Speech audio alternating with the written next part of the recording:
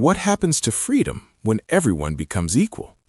This question lies at the heart of one of the most remarkable works of political philosophy ever written, Alexis de Tocqueville's Democracy in America.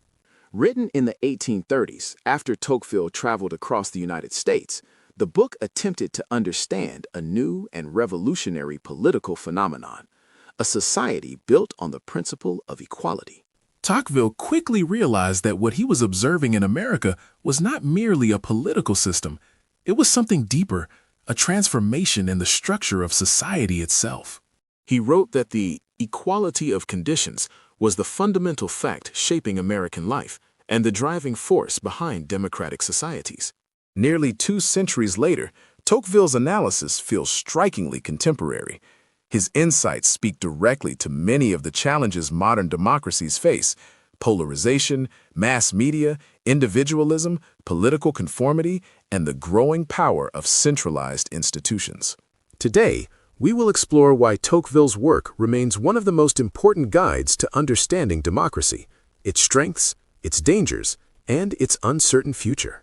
Alexis de Tocqueville was a young French aristocrat born in 1805.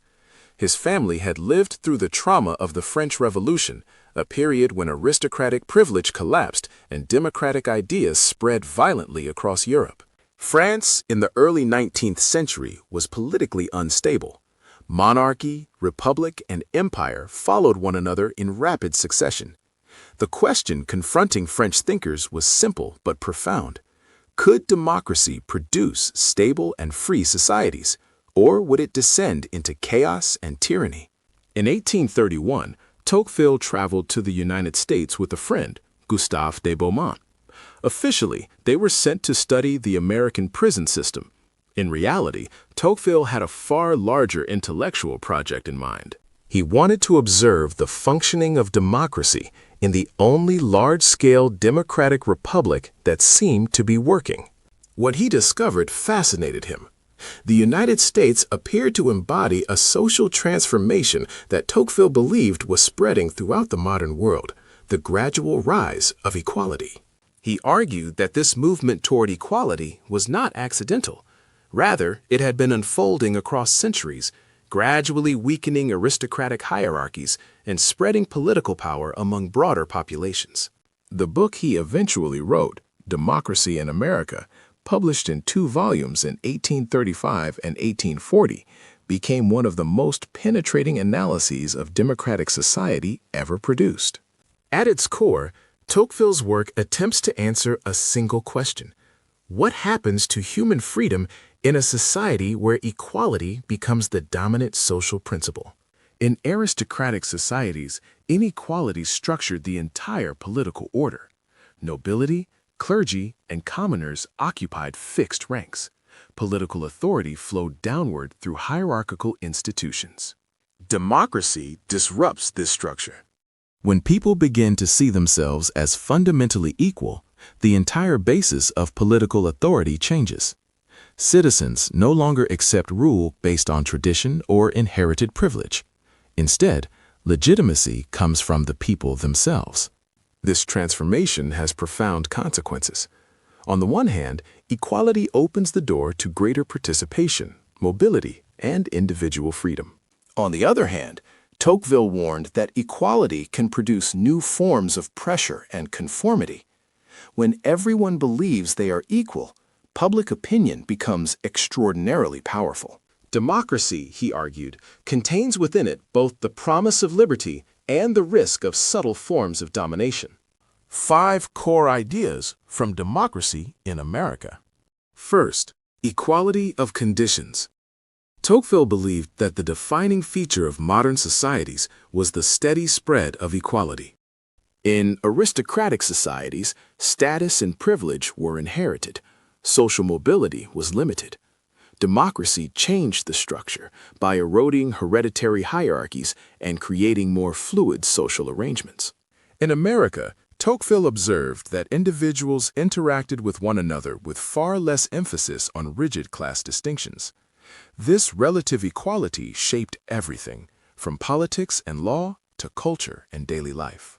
Importantly, Tocqueville did not argue that everyone in America possessed identical wealth or power. Rather, he meant that social relations increasingly assumed that individuals were fundamentally equal in status and dignity. This shift had enormous political consequences. When people see themselves as equals, they expect to participate in governing themselves. Second, the tyranny of the majority. One of Tocqueville's most famous warnings concerns what he called the tyranny of the majority. In traditional political thought, tyranny was associated with kings or dictators, but Tocqueville recognized that democratic societies could generate a different kind of tyranny, one imposed not by rulers, but by the collective pressure of public opinion. In democratic societies, the majority possesses immense moral authority. When most people hold a particular belief, dissenters may find themselves socially isolated or politically marginalized. Tocqueville observed that Americans valued freedom of speech in law, yet powerful social pressures often discouraged unpopular opinions. The danger, he argued, was that intellectual independence might decline if individuals feared the judgment of the majority. Third, individualism. Tocqueville also introduced the concept of individualism as a defining trait of democratic societies. Unlike selfishness, individualism refers to a tendency for individuals to withdraw from broader public life and focus on private concerns, family, career, and personal comfort. Democratic equality encourages this tendency. When people no longer belong to rigid social classes, they feel less connected to traditional communities and institutions. The risk is that citizens may become politically disengaged, leaving public affairs to centralized authorities. Fourth, civil associations. One of Tocqueville's most optimistic observations concerned the role of voluntary associations. In America, he noticed that citizens constantly formed organizations, religious groups, civic clubs, newspapers, political societies, and community initiatives. These associations served as a counterbalance to individualism. By joining together to pursue shared goals, citizens preserved the habits of cooperation and participation necessary for democratic life. Tocqueville believed that this vibrant associational culture helped sustain American democracy. Fifth, soft despotism. Perhaps Tocqueville's most haunting idea is his warning about a future form of tyranny he called soft despotism. Unlike traditional despotism, which ruled through violence and fear, soft despotism would operate through bureaucracy and paternalistic government. In such a system, citizens gradually surrender responsibility for their own affairs to a powerful administrative state that manages social life. The government does not necessarily oppress people violently. Instead, it guides, regulates, and supervises them in ways that gradually weaken civic independence. Tocqueville imagined a society where individuals become passive, comfortable, and politically disengaged, while an increasingly centralized authority quietly governs their lives. Modern relevance. Why does Tocqueville remain so relevant today?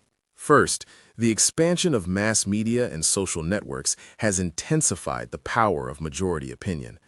Online platforms amplify dominant narratives while marginalizing dissenting views, often creating powerful pressures toward conformity. Second, modern democracies increasingly rely on large bureaucratic institutions. Governments regulate economic activity, social welfare, education, and public health at scales unimaginable in Tocqueville's time. This expansion raises the very question Tocqueville anticipated. How can democratic societies preserve individual liberty while relying on complex administrative systems? Third, Tocqueville's concern about individualism remains strikingly contemporary. Many citizens in modern democracies participate less in civic life than previous generations. Community organizations, local associations, and civic engagement have declined in many societies. When citizens retreat from public participation, democratic institutions become more fragile. Finally, Tocqueville's analysis of equality remains central to modern political debates.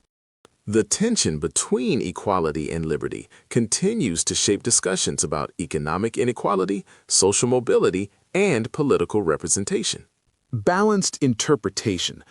Tocqueville's work is admired for its insight, but it is not without limitations. One of its strengths lies in its remarkable foresight. Tocqueville anticipated many features of modern democracy long before they became visible. He recognized the power of public opinion, the role of civil society, and the dangers of centralized administration. Yet, his analysis also reflected the limitations of his time. Tocqueville's observations largely focused on white male citizens in 19th century America. Issues such as racial inequality and the exclusion of women from political life were present, but not fully integrated into his democratic theory. Critics have also argued that Tocqueville may have exaggerated the dangers of majority tyranny in the United States. Nonetheless, even his critics acknowledge the extraordinary depth of his analysis. Reflective conclusion. Tocqueville believed that democracy represented the inevitable direction of modern history. The rise of equality, he argued, was not a temporary political trend, but a vast social transformation unfolding across centuries. The challenge facing democratic societies is not whether equality will advance, but how it will shape freedom. Democracy can produce vibrant, participatory societies where citizens cooperate to govern themselves.